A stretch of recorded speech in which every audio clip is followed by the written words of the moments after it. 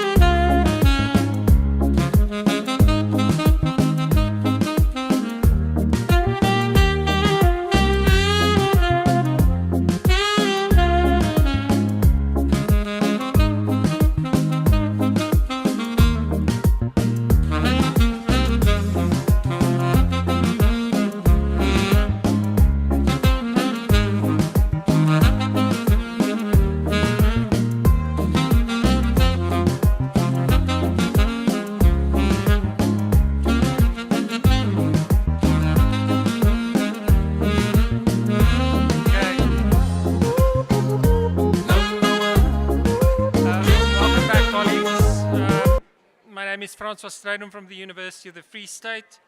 I'm very privileged to introduce Thandi Lewin to you, Professor Thandi Lewin, Associate Professor in the Ali Mazrui Center for Higher Education Studies in the Department of Education, Management and Leadership in the Faculty of Education at the University of Johannesburg. Okay, I think there's work needed on the length of the title. So prior to joining UJ, Thandi worked at the Department of Higher Education and Training as the Chief Director for Institutional Government and Management Support in the University Education branch. Her responsibilities included student funding policy, oversight of NSFAS. In previous roles in the department, she coordinated the development of the National Plan for Post-Secondary Education and Training. She worked in the field of equity education and university policy. She has extensive experience in higher education policy and education and social justice, education monitoring, evaluation, education management and governance, and most importantly, a PhD from the University of the Free State. Thandi is a very dear colleague, an absolute star in the South African higher education galaxy, of which we all are part. So we're very privileged to listen to her today. She's going to talk to us about trends in collaboration around student success. Thandi, thank you for your time, and we look forward to listening to you.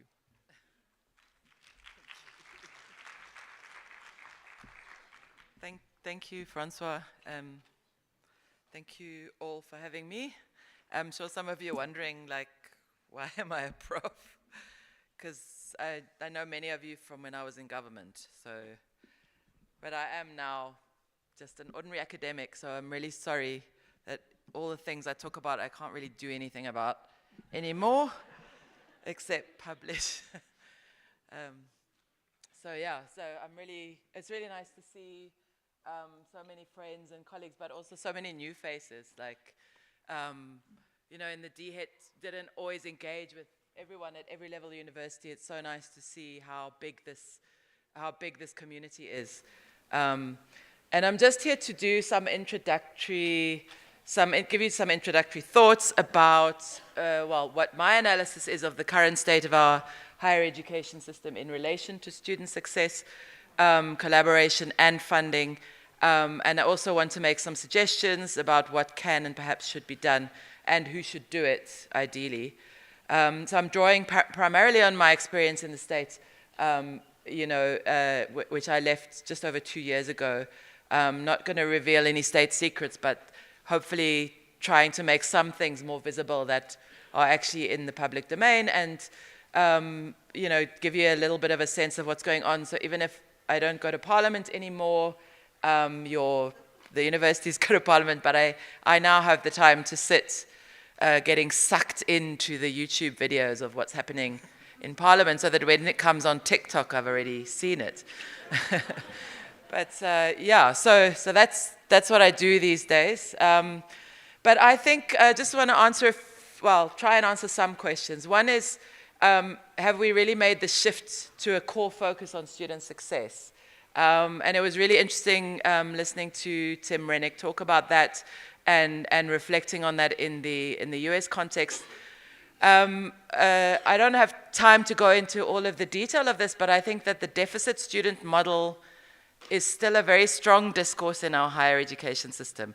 Now, it may be different in different spaces, and it may not feel like that to you, given how hard you all work to support student success. But we do need to still be asking the question that Tim Rennick asks, are we the problem?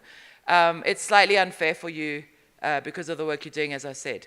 But as South Africans, we do have a really good understanding of the complex factors that impact on access to and success in university and how multidimensional it is, what kind of interventions work, what don't.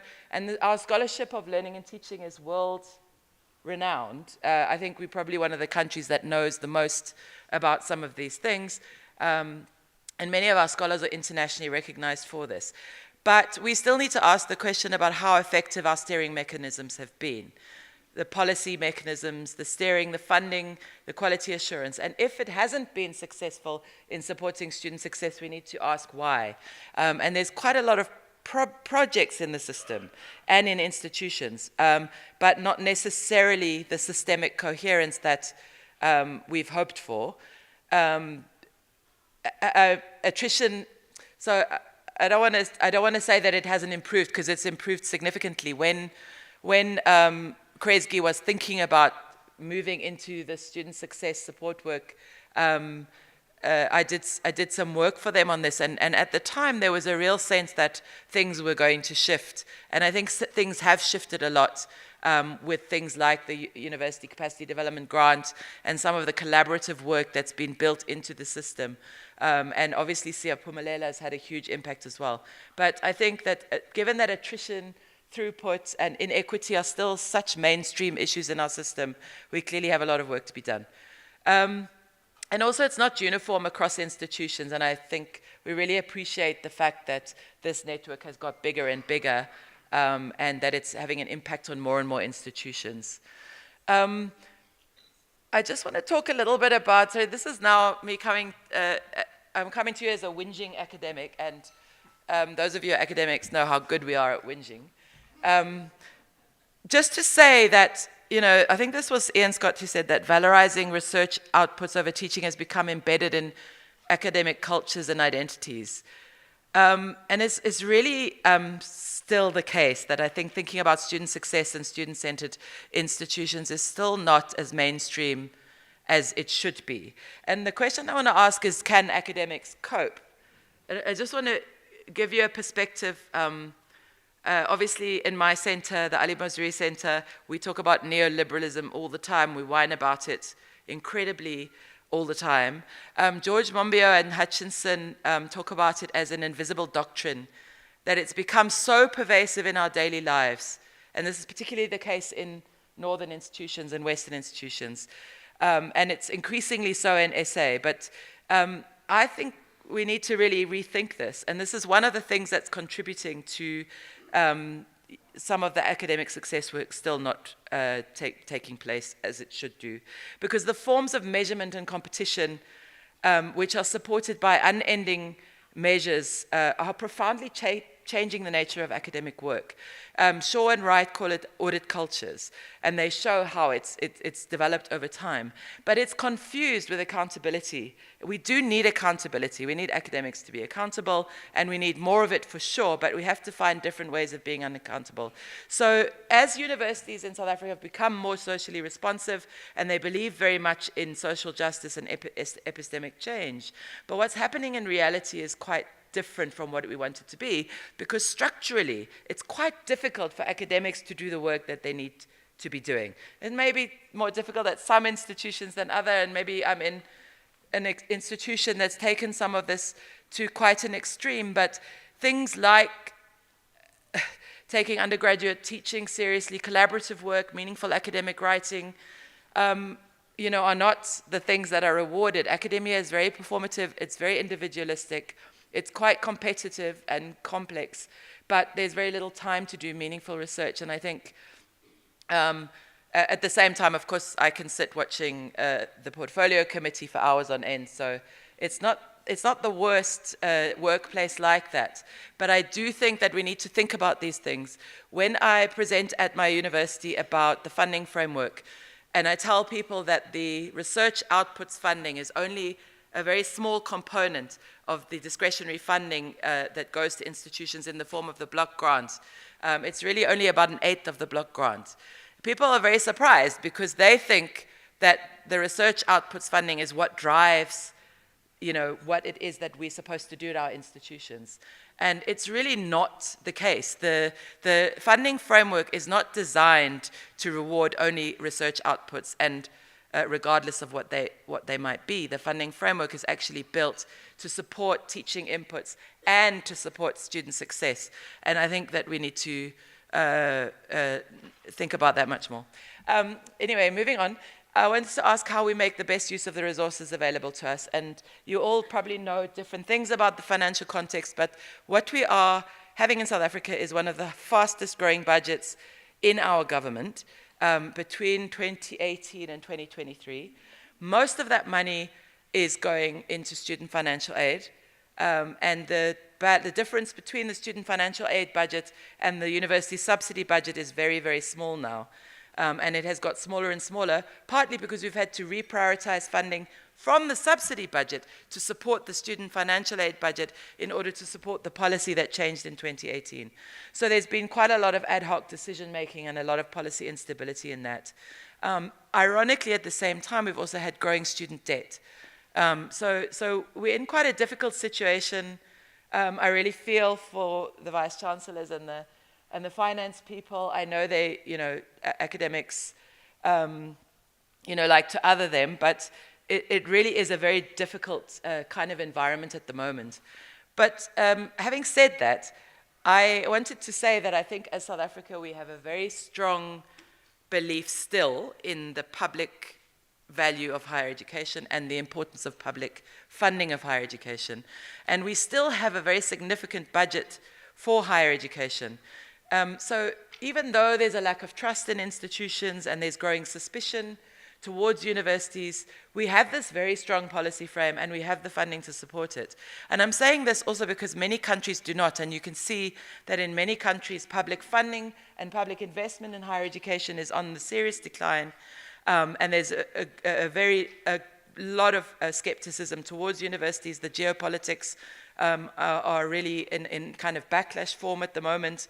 There's a real backlash against social justice gains, and there's a decline in academic freedom. And as I stand here as an academic, not as a bureaucrat, I think that in South African academy, we still have a relatively high level of academic freedom compared to what's happening in many, many other parts of the world, the US being an obvious example. So the world is not one in which higher education and public higher education is valued, but actually in South Africa, it is valued. And we do value higher education. But the problem is that we really need to pay attention to how we are funding the system and driving the system. And unfortunately, the last government, the sixth administration, kicked many of the hard decisions down the road. And unfortunately, it's going to be very difficult to make those decisions in the current coalition government that we call the GNU. But we are a relatively small system as a public system, and we should really work together more. There's things that we've been trying to do as a system for years, like the National Student Data Warehouse that Bill mentioned. Maybe that's a relatively small project. The National Digital Library, where we're all investing millions as institutions into our libraries, but we're not finding a way of working together as a system. And there are many, many other platforms that, and opportunities for universities to work together. But it's not really incentivized. The way in which we have entered this global politics of higher education is that our institutions compete with one another. And we haven't built effectively, I think, into our policy frame the incentives to make institutions really work together. And so they compete in many, many ways. And some of that is negatively affecting the system. But that's not entirely, it's not the only thing that's going on. But the other thing, just by the way, just a side, it's not a side point, it's really important, we need to think about it more, is that private institutions are becoming more and more part of the system. So more than 20% of our enrollments in higher education are in private higher education institutions, now going on to 25%. And there's a lot of growth in that space, and we need to understand what is happening there, because part of it is about flexibility, part of it is about affordability, and part of it obviously is that the demand for access cannot be met within the public system. So I think in order to make the right, the kinds of supports and connections, we need to work there. The third thing I wanted to ask you, to try and address is, what are we doing with all this knowledge? I mean, I was looking at the agenda for this conference, and I've been watching it, happening over the years, and there's so many people in this room who are truly committed to the fundamental transformation of our system and to making universities provide meaningful experiences for young people.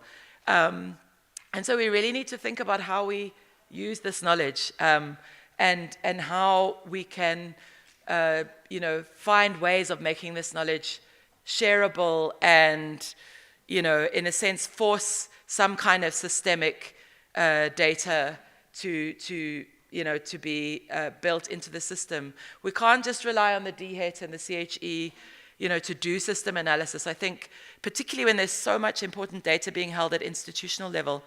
And I mean, as an academic, I'm trying to think about how we can do this kind of thing, but there's so much important data and knowledge that sits at institution level, and hopefully we can have a bit of a discussion about this, Francois, later on and through the conference.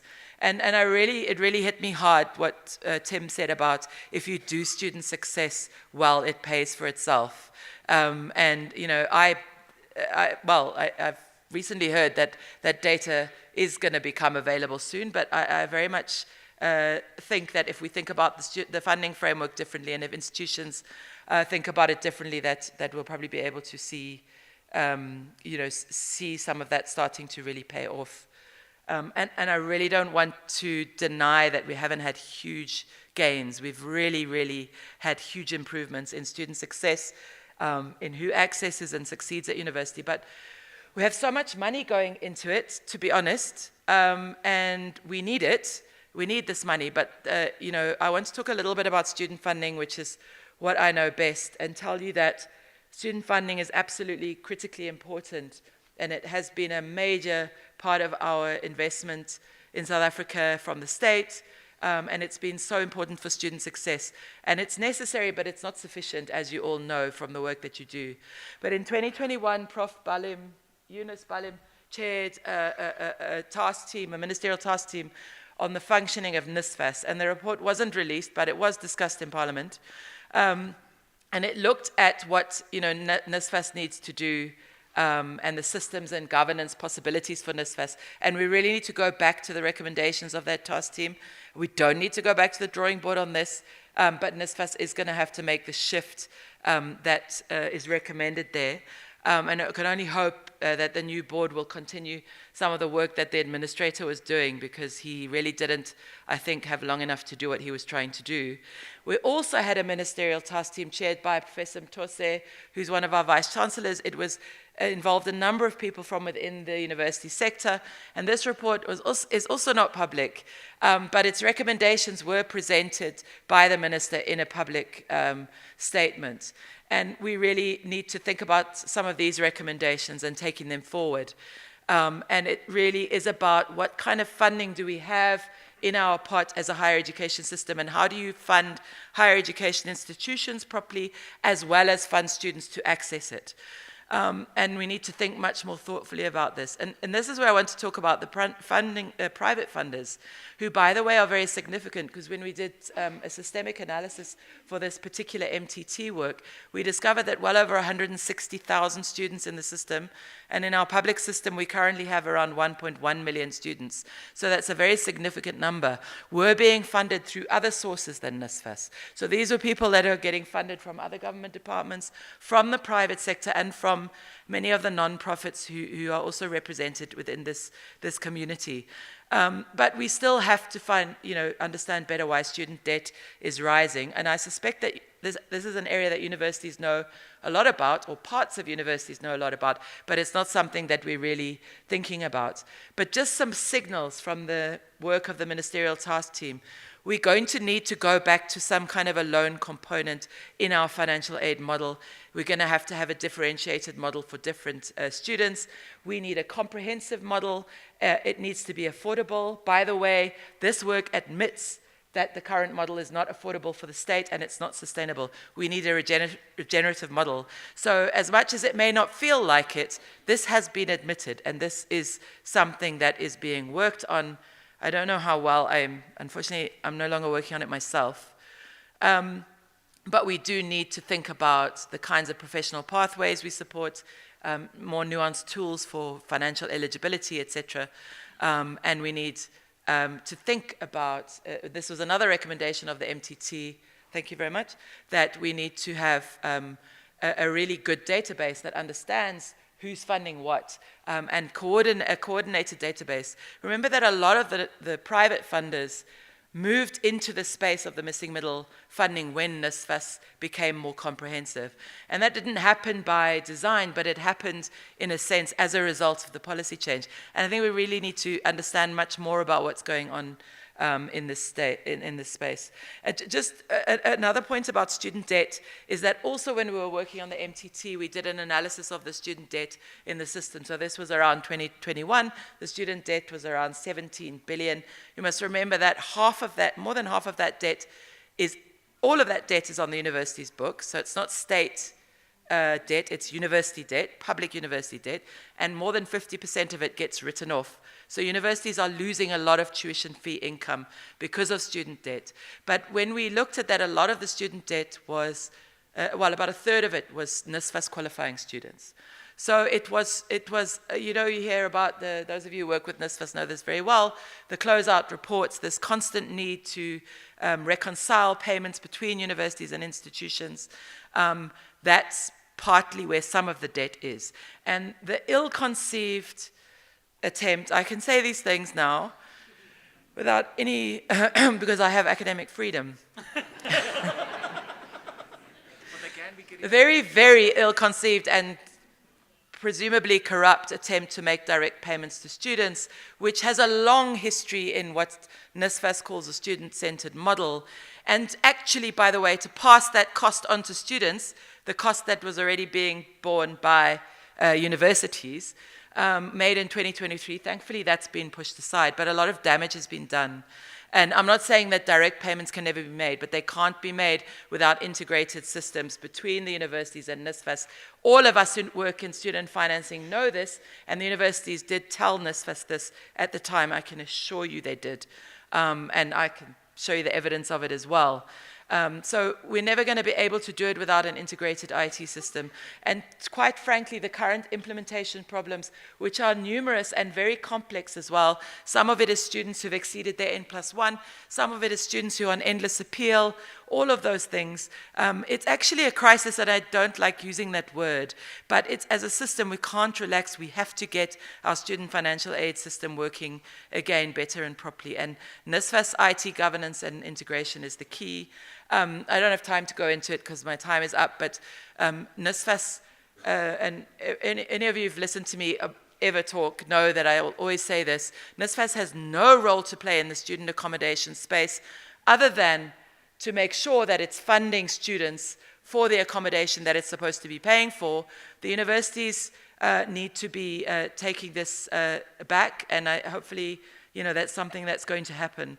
But even though the system is working for so many students, it's far too many students are not getting the support they need at the right time in the right way, and every student who should be receiving support and is not is one student too many, and it means that all the funding that we're putting into the system, if it's not working, is a real problem. So just in conclusion, I just want to say a few things about, and obviously these are not things that you all as individuals can do, but I do think that we've seen, I don't know if anyone's here from Yusuf, I saw there was someone from Helm.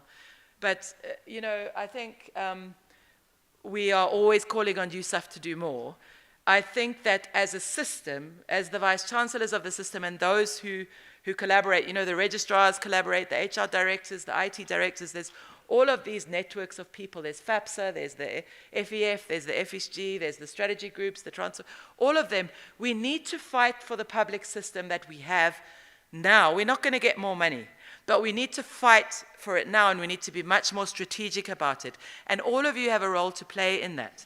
And I do think that it's behind the scenes. Some of it leaks into the media now and then. But USAF has had to take some pretty strong stands recently, once against the portfolio committee, the other one in the face of a proposal from the minister for a 0% fee increase. And we know that universities can collaborate when they have to do it. And so meaningful collaboration is important. We have a strong public system, as I've said. We have a strong public data system in HEMIS. We have a relatively small system. We have a belief in public funding, and we have a relatively strong legislative frame and policy frame, which I can't see that, but it probably means your time is up. Okay, my time is up. But that policy frame, by the way, is under serious threat. There are very strong indications that the Portfolio Committee intends to change the Higher Education Act. And so we really need to think about this quite seriously. So I want to say, if you're a leader of an institution, please understand your role as advocates for public higher education. If you're an academic, you can't just write articles. Are you engaging when you can? And you've got to think about it, even if your institution doesn't support you to do that. Are you using the power that you do have? As I say, we have a lot more academic freedom than many other parts of the world. If you're an administrator, understand your contribution to the core role of the university, and please keep up the good work. And if you're a funder, stick with us, please. I think the Americans will struggle to do that. But I think what we can see from this network and even from other interventions like the UCDP, which is in decline and it's going to continue to decline, that even small amounts of money can have a relatively powerful effect on the system if they support collaboration and if they incentivize the right kinds of things. And if you look at what Siyaphumelela, I can't believe there's, 400 people at a Siyaphumelela conference. I mean, and that's, 10 years ago, Bill was talking about where we were. So it's not just enough to have these discussions, but if you are funders, stick with us and we accept, any small amount and we'll use it properly.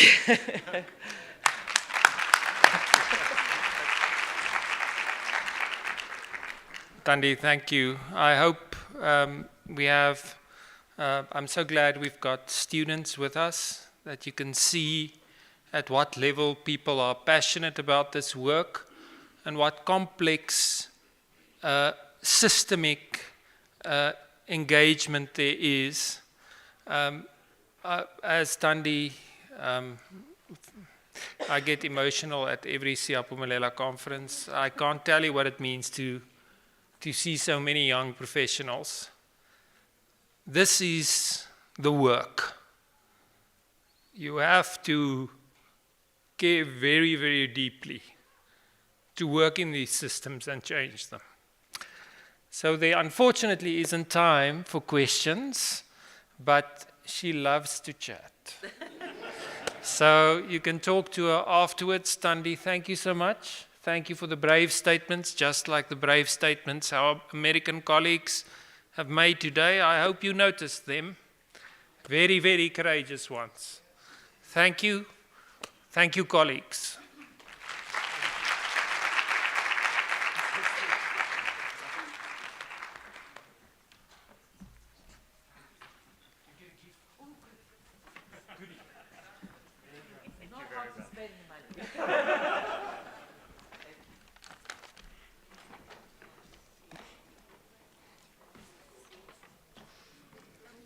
Great. Thank you very much for that. And for those of you who are wondering why we're not taking any questions and answers, is that this conversation is going to be continuing during our Raising the Tide for Student Success, a conversation with business and philanthropy. And that will be taking place from 5 o'clock to 6 o'clock today. It's going to be in the Letabo venue, which if you walk out, you turn right, and it's the second block on the left-hand side. And we would like to invite to that event our executives, our vice-chancellors, our DVCs, our business that we have here, our philanthropic organizations, our funders, to please join us for that event, to continue having this conversation around how we collectively fund student success. However, it is my honor to introduce to you the Siyaphumelela Scholars Program, a transformative initiative rooted in the belief that storytelling and leadership go hand in hand. So the Siyaphumelela Scholars Program draws its inspiration from the Achieving the Dream Scholars Program in the United States. And since 2023, our Siyaphumelela partners have been nominating students to participate in this initiative, which is designed to cultivate leadership, critical thinking, and communication skills through experiential learning. At the heart of this journey is the I Am poem, a personal narrative that reflects each scholar's lived experience, resilience, and aspirations. In 2024, South Africa celebrated its first Dream Scholar, Simphiwe Kuneni, from the University of the Free State. And in 2025, we celebrated our second scholar, Bradley Gawie, from the Central University of Technology, Free State, both of whom have presented at the Achieving the Dream Conference to an audience of over 2,000 delegates.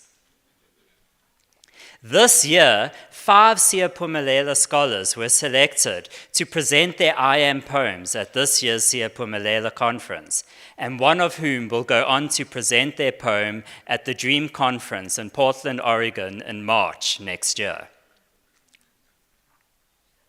So the I Am poem is more than a creative exercise. It is a courageous act of self-definition inspired by ATD.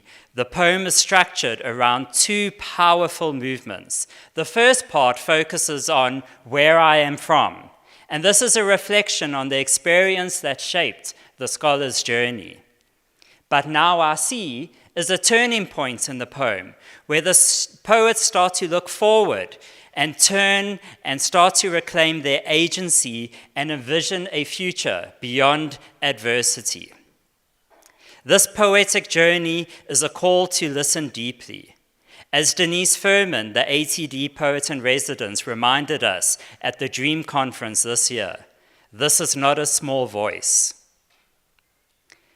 We are excited to announce that we partnered with the Center for Creative Arts at the University of KwaZulu-Natal, home to the renowned Poetry Africa Festival.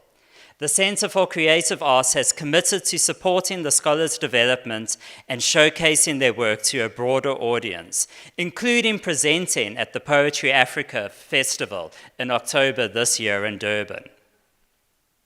So to support this creative process, the scholars have participated in a series of Poetry 101 workshops. These have been around 90 minutes and virtual sessions that began late in May this year and continued through June, guiding the scholars through prompt exploration and poetic structure, drafting and refining their IM poems, and performance coaching and peer feedback. Each scholar also received individual coaching, including a one-on-one session with our poet in residence, Dr. Diana Ferris. Sorry about that.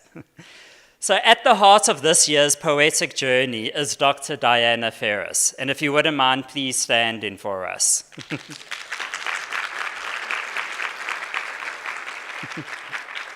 Diana Ferris is a celebrated South African poet and activist, known for her evocative storytelling and nurturing mentorship. Diana has led these poetry one-on-one workshops and provided the one-on-one coaching to each scholar. Her role has been pivotal in helping scholars find their voice and prepare for this moment at the conference. And on Thursday, during the cocktail function, Diana will grace us with a reading of her own poems during the event, a fitting tribute to the power of the words to heal, inspire, and transform. So in closing, the Siyaphumelela Scholars Program is not just about poetry. It's about possibility. It's about giving students the tools to lead, to reflect, to speak their truth. As we begin this conference, let us listen with open hearts and celebrate the voices that will shape the future of higher education in South Africa. So I'd like to call to the stage our 2024 Siyaphumelela scholars, Bradley Gawie and Sibahle Mabaso.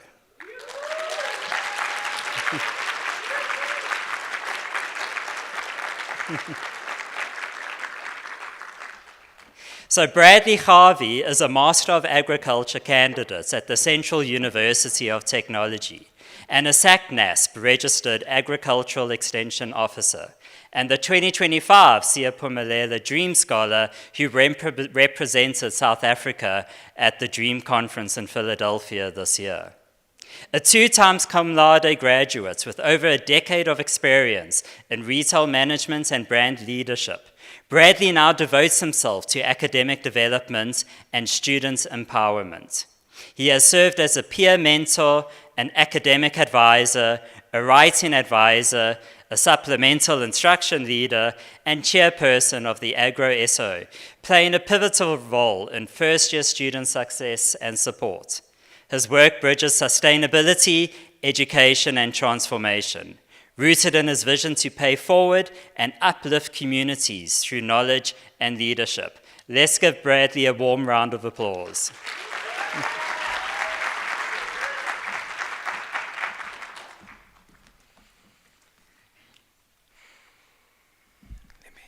Because I'm short. Good afternoon, Siyaphumelela 2025. It is an honor to stand in front of you. And I will now be reading my I Am poem. I Unfolding. Born in Cape Town, its Table Mountain like a silent guardian, an ocean that whispers of endless horizons. I am from a strict father and workaholic mother, Benjamin Gawie and Tamara Boyson, candles fighting to stay alit amid the storm.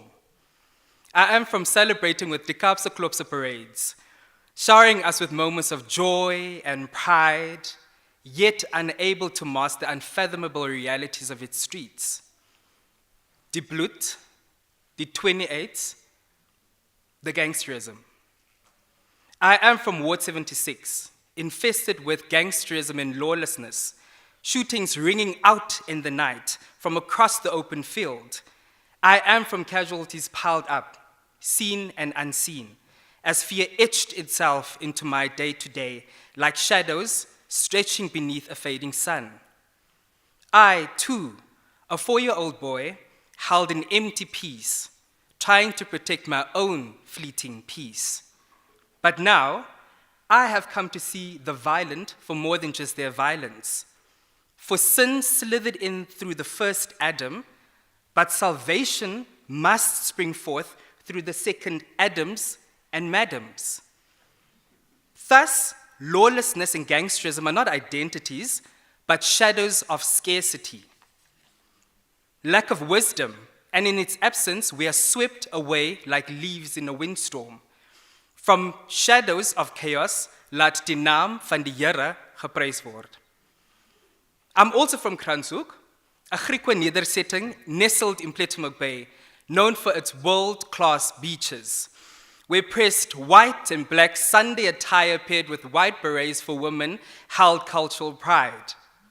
Here, poverty wasn't just a condition, it was a way of life. Titik, dacha, alcohol.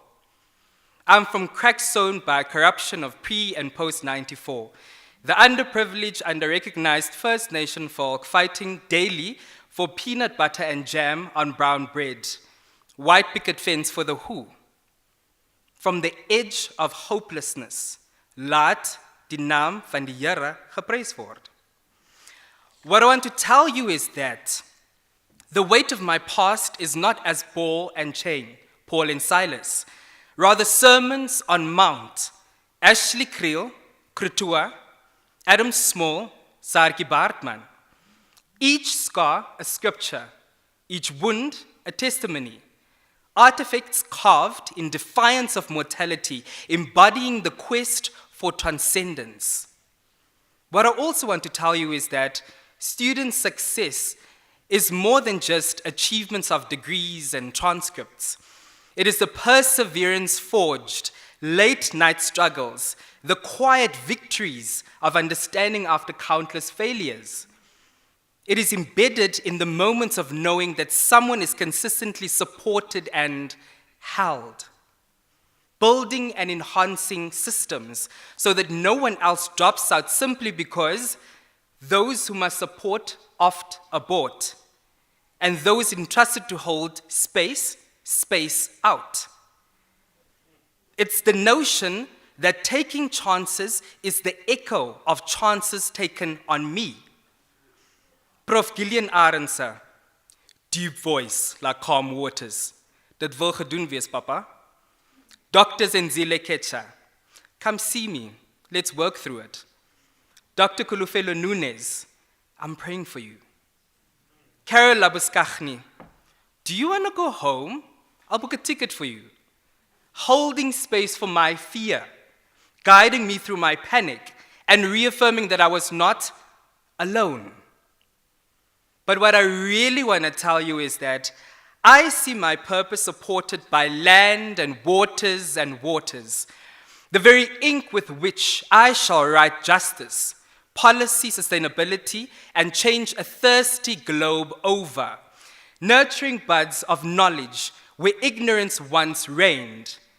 My journey didn't peak at PG Dip, but launched me into deeper furrows, MSc Agric, where roots of wisdom break new ground. The seeds I plant are not only crops, but possibilities, sown into soils once parched by neglect, now thirsting for renewal. Each furrow whispers of growth, sustenance, and a future reclaimed, a tribute to the land, my land, the people, my people, and the promise of God's abundance. I see that I am not just from, but I'm going toward. Not just a child of hardship, but an architect of change. Laat die naam van die Here geprys word. Thank you.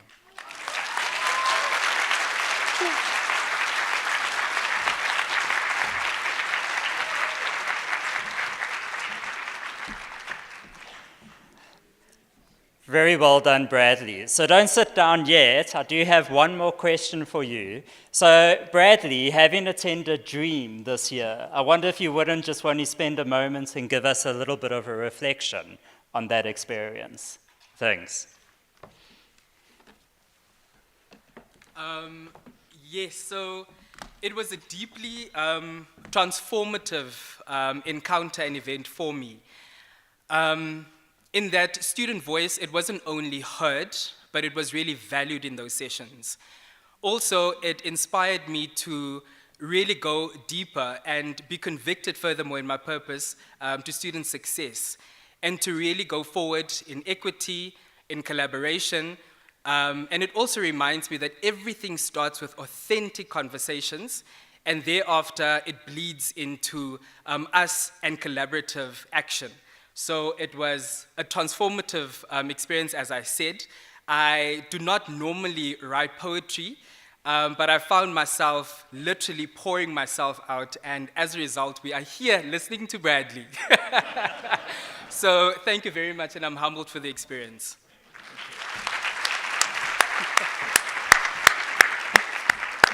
Thank you very much, Bradley. So next up, we have Sibahle Mabaso. Sibahle was the runner-up for our 2024 Dream Scholar, and unfortunately, she didn't go to Dream. However, Sibahle has participated in the poetry process this year, and so we are very pleased to give her the opportunity to be able to present her I Am poem and share her personal experience. So Sibahle graduated from the University of the Free State with an honors degree in drama and theatre, cum laude. Throughout her academic journey, Mabaso has received several awards, including the Elsa Krantz Medal for Best Artistic Achievement and Best Film Student from the Faculty of Humanities, as well as the national recognition through the Sunday Times Unsung Hero Award in 2023 under the Youth and Sports, Arts and Culture category. Professionally, she works as a curriculum development consultant at the Center for Teaching and Learning at the University of the Free State. As a playwright and director, Mabaso's productions have garnered critical acclaim nationally, with her most notable work, Kanya and Her Golden Dream, a didactic theatre for young audiences play, having recently had a successful 2-week run at the State Theatre. Through her artistic and academic endeavors, Mabaso remains committed to inspiring and making a positive impact on the youth and communities, leveraging her skills to cultivate social change. Let's give Mabaso a warm round of applause.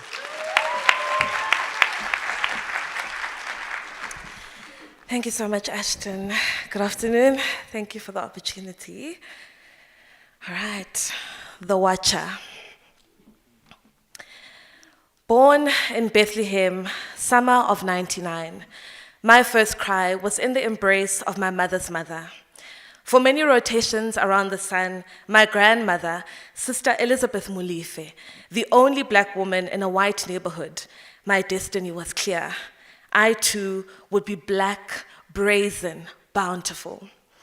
The daughter of teacher Victoria Molefe and the granddaughter of Sister Molefe, I always knew education was the key, strong enough to break the shackles of poverty. The proud daughter of a hustler, my father, the taxi driver, and I would share late-night musings of the History Channel.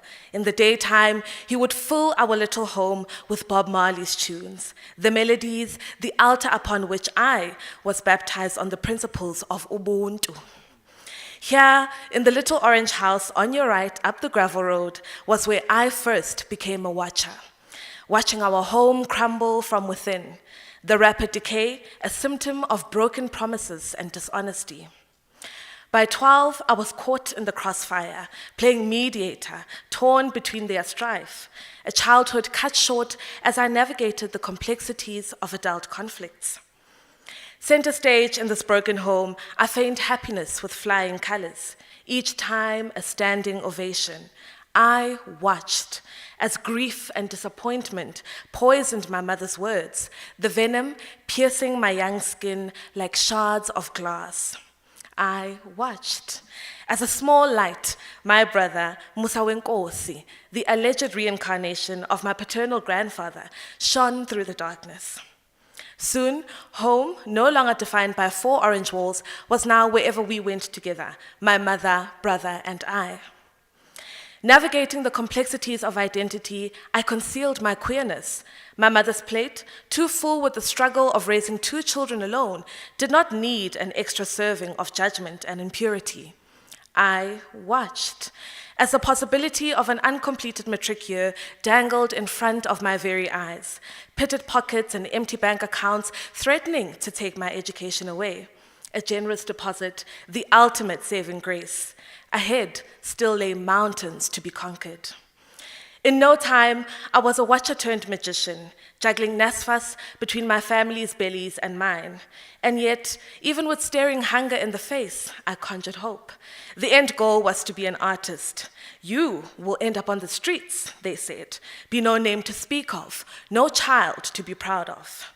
But motivated by those golden words, qualification obtained, I carried hunger and passion in hand, chasing an orange belt across the historical buildings of the UFS, a place where determination intersects with opportunity. A magician turned vessel of song, God in his breath of life gifting me with a beautiful voice. This voice and I, between textbooks and broken bread, sang against hunger. Hall after hall, stage after stage, I sang against hunger. Slowly, I let go of the watcher in me, becoming a leader, teaching assistant, facilitator, speaker, lecturer, assistant researcher, playwright, director. Finding my voice and helping others find theirs. No longer playing small, no longer unseen. With an unrelenting imagination in hand, I pushed boundaries, writing and directing Varsity Life, A Broken Sarafina, Where Does the Sun Wait Before It Rises, Kanya and Her Golden Dream, and Mewe. Creating job and touring opportunities for current students and alumni at the UFS. A testament to my craft and commitment to taking my people with me. I am reminded of my names, Sibahle, Kelebogile, Katleho. Katleho, success. Not only a name, but success realized, an echo of all those who have poured into me. In the character-defining years of chasing an orange belt, Siyaphumelela initiatives were the silent carriers of my journey, ensuring that when all is said and done, we get to stand tall with vibrantly hued belts across our strong shoulders and emerge as watchers no more, to be who we were always meant to be the Sister Elizabeth Mulifes in our own communities, trailblazers whose existence shouts defiance at the odds stacked against our futures, claiming our rightful titles as brazen, bountiful, and oh, so capable. Thank you.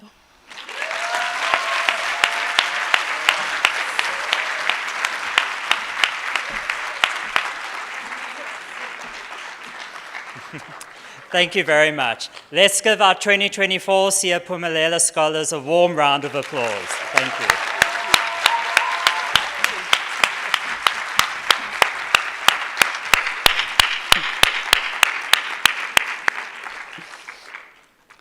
Okay, everybody, so we're now moving on to the fun part of the program where there's drinks and platters involved.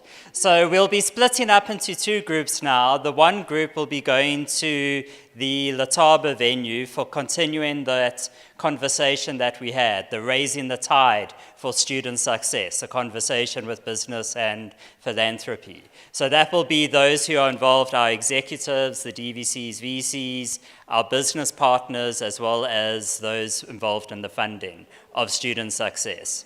And as I say, that's at the Lataba venue, and at that venue as well, we've got platters and drinks. However, for everybody else, we have our poster session for you now. So we have reintroduced the poster session at the Siyaphumelela conference.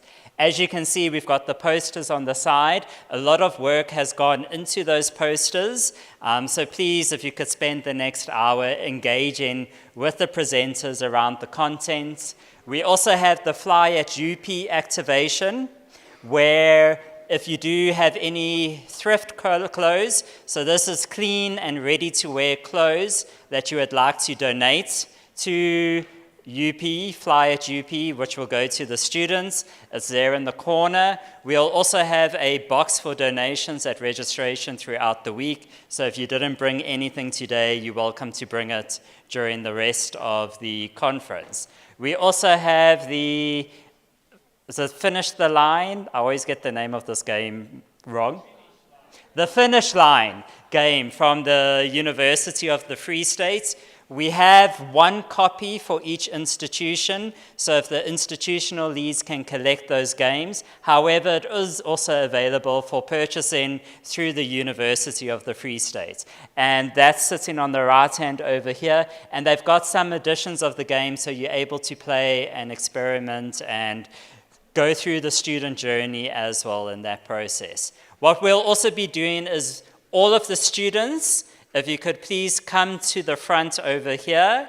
We've got a WhatsApp group where we'll be allowing you to join so that you're involved in some of the student programs that we have going on, including the Achieving the Dream session that we have tomorrow, as well as our Scholars Excursion to the Hector Peterson Memorial on Thursday. So please make sure you come to the front, and Rashiada, you're now here and you can wave your hands. So that's the right person to contact, all of the students, please over here. So I want to thank everybody. Thank you very, very much for today's session. It has gone fantastically. Very well done to yourselves. Please don't run off. The traffic is a nightmare. You need to wait until 6 o'clock in any case to leave. We look forward to seeing you tomorrow morning. Thank you very much, everybody.